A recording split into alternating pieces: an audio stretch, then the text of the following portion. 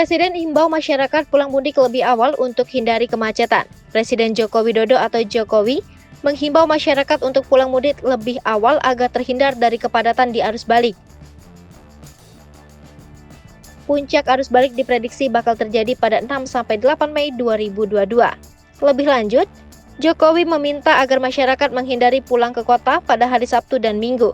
Sebab pada tanggal tersebut jalan tol, jalan nasional maupun pelabuhan di Merak Bakahuni bakal penuh oleh pemudik yang kembali ke kota.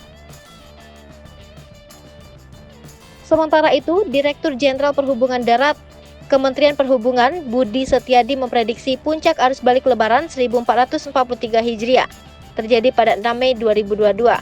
Oleh sebab itu, pemudik dihimbau untuk melakukan perjalanan sebelum tanggal tersebut.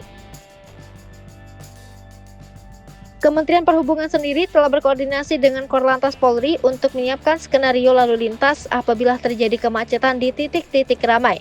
Adapun skenario rekayasa lalu lintas ini berupa ganjil genap dan sistem satu arah atau one way.